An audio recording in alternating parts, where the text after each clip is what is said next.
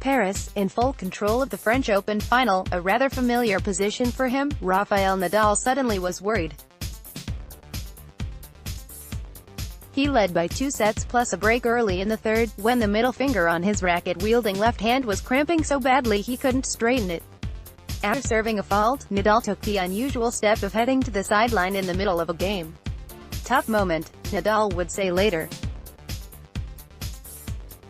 "I was very scared." Up in the stands, Nadal's uncle Toni, his former coach, was nervous, too, because I thought maybe we can have a problem, he said.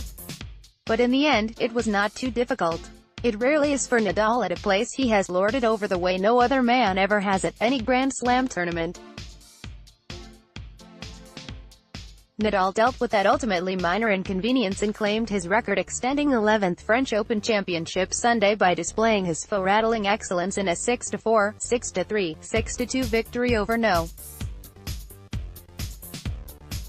7 seed Dominic Thiem.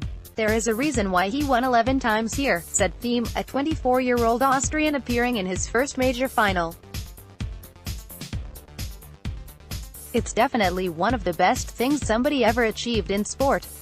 Thiem was on the couch watching on TV in 2005 when Nadal earned his first Grand Slam trophy in Paris at age 19. That began a run of 4 consecutive French Open triumphs through 2008. He added 5 straight from 2010 to 14 and now has 2 in a row. Throw in 3 titles at the US Open, 2 at Wimbledon and 1 at the Australian Open, and Nadal is up to 17 majors, second among men only to Roger Federer's 20. The 2 stars have combined to win the past 6 slams. The victory also allowed the 32-year-old Nadal to hold on to the #1 ranking, ahead of Federer.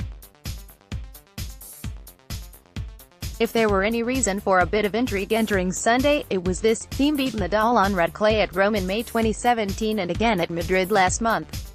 But those are not quite the same as the French Open, where Nadal is 86-2 for his career. "I am sure you will win here in the next couple of years," Nadal told Thiem afterward. "Against many other opponents, maybe any other, Thiem would have made things interesting. He pounded huge serves that topped 135 miles per hour, about 25 miles per hour better than Nadal's fastest, and translated into 7 aces but also had 5 double faults. He took the biggest of big cuts on ground strokes, his feet leaving the ground as he threw his whole body into them, as if the very outcome, not of any individual point but the whole shebang, depended on the strength of that one whip of his white racket.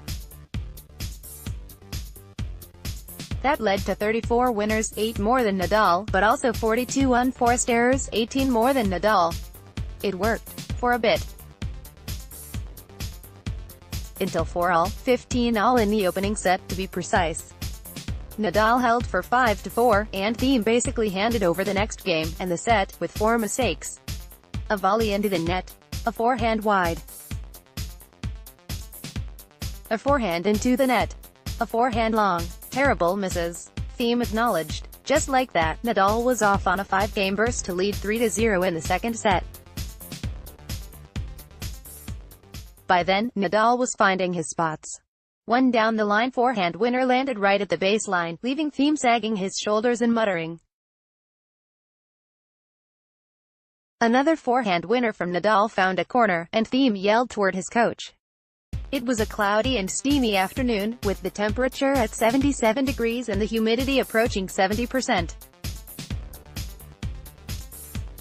Midway through the opening set, Nadal's aqua t-shirt was so soaked with sweat it stuck to him. Those conditions might have contributed to the cramping that affected Nadal about 2 hours into the final, at 2-1 in the third set. "I was not able to move the hand, the finger," Nadal said. "I was not in control of my finger." His uncle thought wrapping around Nadal's left forearm was too tight. When he first halted play, Nadal removed that tape, which he said let his circulation improve. At the following changeover, he was given a salt pill by a doctor and had his left forearm massaged by a trainer. After guzzling water during that break, Nadal felt better and was back to playing his unmistakable brand of nearly unbeatable clay court tennis. Shortly, he'd be holding the silver trophy, the one he knows so well, and crying. A few hours earlier, as Nadal and Thiem warmed up, the booming voice of the announcer at court Philippe Chatrier detailed the bona fides of both. Nadal's introduction included a year-by-year accounting of every time he'd already won the French Open. The crowd responded at the mention of 2005, initially offering polite applause. It added more voices by the time 2008 rolled around. The crescendo rose to a full-throated roar for 2017.